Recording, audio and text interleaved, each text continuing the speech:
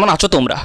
তবে তোমরা তো সব আমাদের দেশের বিগেস্ট টিকটকার অ্যান্ড বিগেস্ট ইউটিউবের ভালো ওমর অন ফায়ারকে তো চিনো। সে শুরুতে ছিল একজন টিকটকার, এরপরে সে তার কয়েকটা টিকটকার ফ্রেন্ডকে নিয়ে ইউটিউবে চ্যানেল খুলেছিল। ওই চ্যানেলে তারা রেগুলার ক্রিঞ্চ মার্কা ভিডিও আপলোড দিচ্ছিল, কিন্তু একদিন হঠাৎ করে ওমরের সাথে ওদের সবার ঝগড়া হয়ে যায় আর ওমর হয়ে যায় ওয়ান ম্যান আর্মি। তখন সে নিজের একটা ইউটিউব চ্যানেল খুলে ওমর অন ফায়ার। তার সে চ্যানেলে প্রথম দিন সাবস্ক্রাইবার আসে। এ তোর আমি বলছি স্ক্রিপ্ট লেখার সময় কোথাও খালি রাখবি না, তুই কি আমার কথা বুঝোস না? ভাই দেখ তোমরা অনেক এখন হয়তো ভাবতেছো আমি আজকে ওমরকে রোস্ট করবো, বাট না, আমি আজকে ওমরকে রোস্ট করতেছি না। বিকজ সে হচ্ছে বর্তমানে ইউটিউবের অনেক বড় একটা বাল, আমি তো এখনো তার মতন এত বড় ইউটিউবের বাল হইতে পারিনি, সো আমি আজকে তাকে রোস্ট করতেছি না। এটা তো ঠিক যে সে টিকটক আরো। আচ্ছা আমি আজকে ওমর রিসেন্টলি করা ভার্জিন শর্ট ফিল্মটা নিয়ে কথা বলবো। और I think you all know मेरा बात करने का मतलब होता है क्या। सो আর যেটা কথাটা না বইলা ভিডিওটা শুরু করে দিই। আচ্ছা টেস্ট করে দেন কেমন কেমন? খুবই ভালো, থ্যাংক ইউ।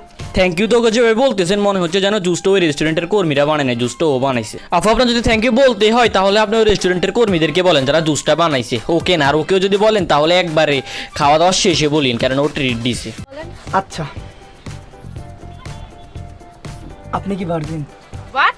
এটা একটা স্ক্রিপ্টে শর্ট ফিল্ম দেখে মেয়েটা শুধু হোয়াট বলছে, বাট রিয়েল লাইফে তোমরা যদি কোনো মেয়েকে জিজ্ঞেস করো যে আপনি কি ভার্জিন, তখন ওই মেয়েটা তোমাকে অ্যাপোটার মতো হোয়াট না বলে পা থেকে জুতা খুলে তোমার মুখে মেরে দিবে আর বলবে আপনি নিজে ভার্জিন তো?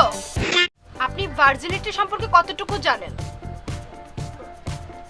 শুধু শারীরিক সম্পর্ক করলেই একটা মানুষের ভার্জিনিটি নষ্ট হয়ে যায়?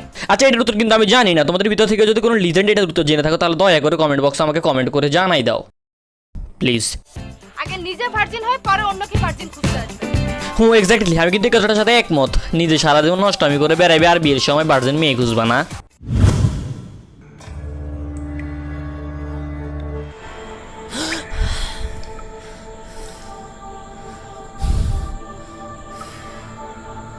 ও ফাক, এতক্ষণ তাহলে ওইগুলো স্বপ্ন দেখতেছিল। আচ্ছা আমরা কিন্তু এটা মানতে বাধ্য যে স্বপ্নে মোটামুটি ভালো জিনিসই আসে। আপনারা আমার স্বপ্নের তুলনায় তো অনেক ভালো জিনিস আসে স্বপ্নে। রে মন খারাপ কেন?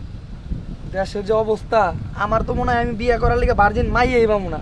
ভাই তোমরা মানো আর না মানো, আমি কিন্তু এই কথাটার সাথে একমত। দেশের যে অবস্থা, আমার প্লে বয় বন্ধুগুলো আজকে এই মেয়ের সাথে তো কালকে ওই মেয়ের সাথে, মাঝখান দিয়ে আমার মতো লয়াল ছেলেগুলো পড়ে গেছে বিপদে। বিয়ে করার জন্য বউ হিসাবে ভার্জিন মেয়ে পাইবো কিনা এটা চিন্তা করতে করতে আমাদের দিন চলে যায়।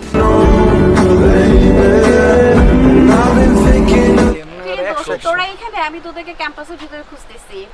আগামীকালকে আমার ব্রেকআপ পার্টি আছে, তোরা সন্ধ্যায় চলে আসিস। হবে দেশ এখন অনেক আপডেট হয়েছে, দেশের মানুষ এখন অনেক মডার্ন না হলে কি কে করে ব্রেকআপের পার্টি দেয়? আঙ্কেল আন্টি কোথায়? আব্বা আম্মা বাসায় নাই, আর তারা সন্ধ্যার আগেও আসবো না। তো আজকে সন্ধ্যা পর্যন্ত আমাদের সময় আছে, বাসায় গেলে তুমি আর আমি, আর কেউ নাই। ভাই আমার মনে হয় সন্ধ্যা আর বাকি আসার মাত্র 2 মিনিট। এই তোমরা কি ভাবতেছো? বেশি ভাবাভাবি করা লাগবে না, সামনের ভিডিও দেখো। আমি ভার্জিন, তুমি আমার কাছে আসো।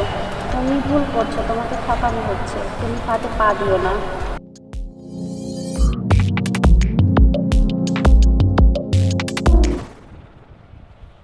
ওহে ভার্জিন মহিলা, সরি বালিকা, কোথায় তুমি? আরে তোমার নাম কি? ভার্জিন তোমার নাম কি? ও ভাই এ তো মুঝে চুনা লাগা দিয়া। ভাই আমি ভাবতেছিলাম ও শুধু শুরুতেই স্বপ্ন দেখতেছিল, এখন তো দেখতেছি ও পুরো শর্ট ফিল্মটাই স্বপ্ন দেখতেছিল, মানে ও স্বপ্নের মধ্যেও স্বপ্ন দেখতেছিল।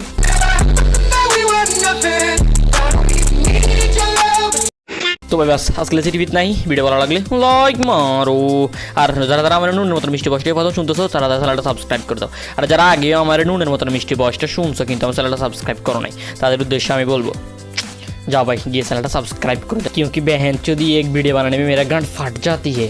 जाके सब्सक्राइब करो।